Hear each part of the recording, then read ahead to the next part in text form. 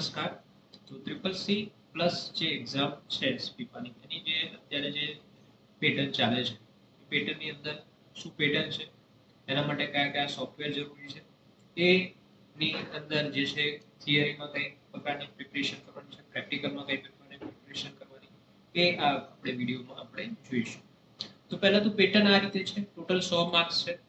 50 mark જે છે theory છે એ ઓનલાઈન એમસીક્યુ બેઝ ઉપર હોય છે. ઓનલાઈન એક્ઝામ કમ્પ્યુટર ઉપર જે છે તમારે આપવાની હોય છે. એક ઓપ્શન આપશે, 3 ક્વેશ્ચન હશે, ટિક કરી અને સેવ એન્ડ નેક્સ્ટ કરવાનું રહેશે. કમ્પ્લીટ થઈ જાય એટલે તમારું રિઝલ્ટ જે છે ત્યાં શો કરી દેશે. પછી 50 માર્ક જે પ્રેક્ટિકલ છે, 50 માર્કનું પ્રેક્ટિકલ છે.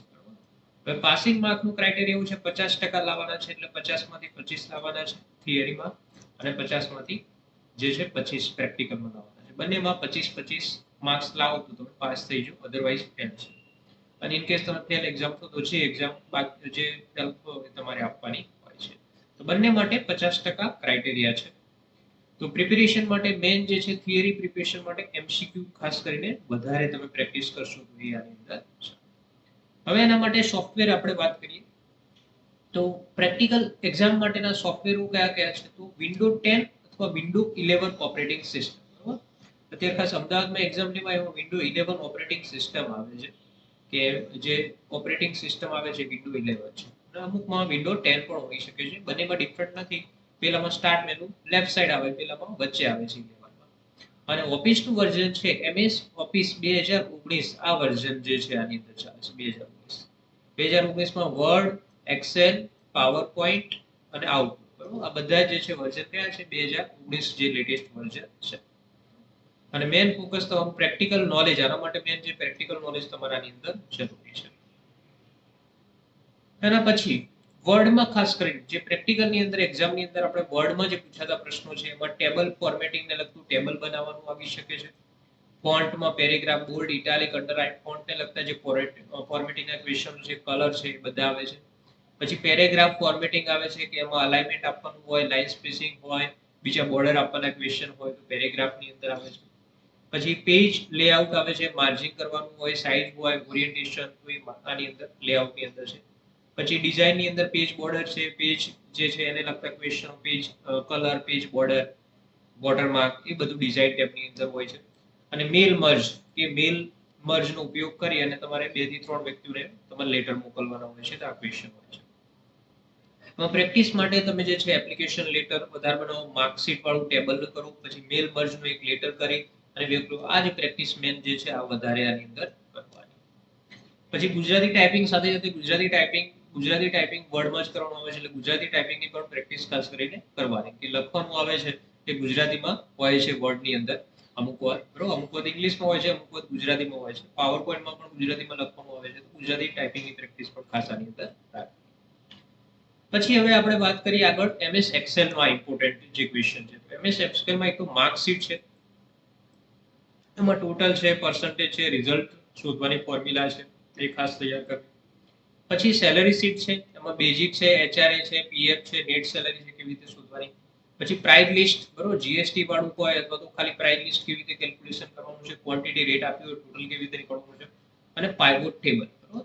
અને બીજા બેઝિક ફોર્મ્યુલામાં જે સમ છે, એવરેજ છે, ઇફ છે, એના સિવાય પણ બીજા ફોર્મ્યુલા આની અંદર આવી શકે છે. તો આ રીતના બેઝિક જે ફોર્મ્યુલાઓ છે એ આની અંદર તૈયાર કરવા. અને એના માટે મેં જે છે તમે પ્રેક્ટિસ જેટલી ડેલી કરશો એ પ્રમાણે તમે જે છે આની અંદર ઇમ્પ્લિમેન્ટ લાવી શકશો.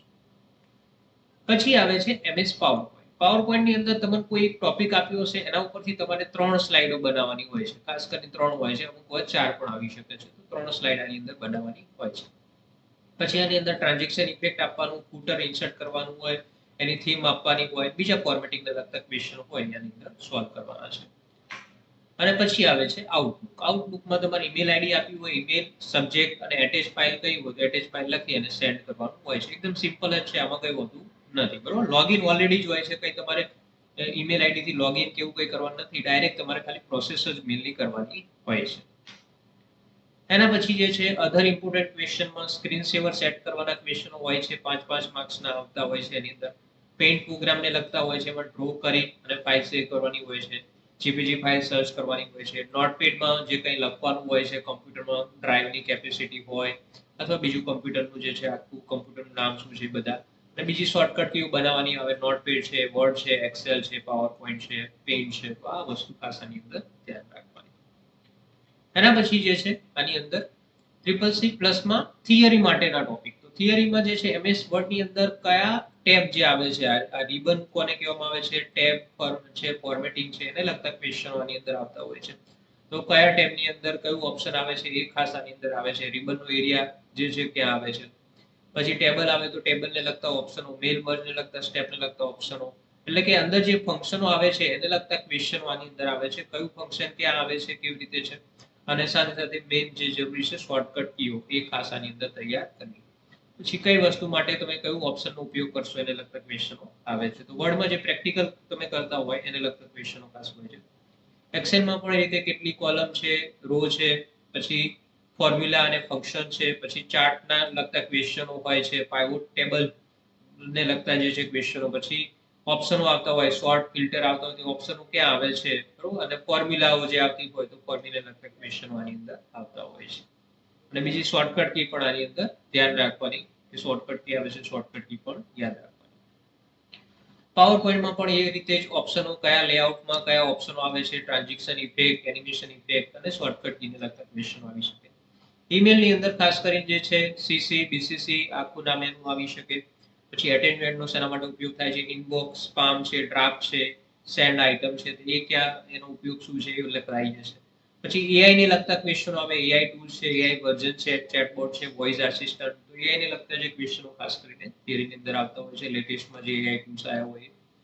પછી સાયબર સિક્યુરિટીને લગતા જે છે, વાયરસ છે, માલવેર શું છે, ફિશિંગ કોને કહેવાય, એન્ટીવાયરસ શું છે, સ્ટ્રોંગ પાસવર્ડ માટે શું કરશું, તો એને લગતા જે છે સાયબર સિક્યુરિટીને લગતા ક્વેશ્ચનો આની અંદર આવી શકે છે. અને એના પછી જે બેઝિક કમ્પ્યુટર ફંડામેન્ટલ હાર્ડવેર છે, સોફ્ટવેર છે, ઇનપુટ છે, આઉટપુટ ડિવાઇસીસ છે, રેમ, રોમ, એચડી છે, ઓપરેટિંગ સિસ્ટમ છે, એ બેઝિક ફંડામેન્ટલને લગતા ક્વેશ્ચનો આની અંદર આવી શકે છે. તો આ રીતે થિયરીની અંદર તમારે પ્રિપેરેશન કરવાની. તો આ રીતે તમે જે છે પ્રિપેરેશન આની અંદર કરી શકો છો. તો આ રીતે આની અંદર CCC પેપરની જે પદ્ધતિસર અને સરળ તાલીમ માટે આપણે સ્ટેપ બાય સ્ટેપ અને પ્રેક્ટિકલ થિયરી વિડિયો લેસન મેળવવા માટે આપણે બે સિસ્ટમ છે. એક તો આપણી એપ્લિકેશન અહીંયા ડિસ્ક્રિપ્શનમાં આપેલી હશે, એ એપ્લિકેશન ડાઉનલોડ કરી જેમાં PDF નોટ પણ આવશે, ટેસ્ટ સિરીઝ આવશે અને વિડિયો પણ જે હશે અવેલેબલ હશે. ફોલ્ડર વાઇઝ અલગ અલગ જે છે વર્ડ છે, એક્સેલ છે, પાવર પોઈન્ટ, લેટેસ્ટ પેપરને લગતા ક્વેશ્ચનો અવેલેબલ હશે. તો એ આની અંદર આપી શકો છો. અથવા તો તમે જે છે યુટ્યુબની આપણી આ મેમ્બરશિપ છે એ તમે જોઈન કરી શકો છો. Okay, so thank you for watching this video.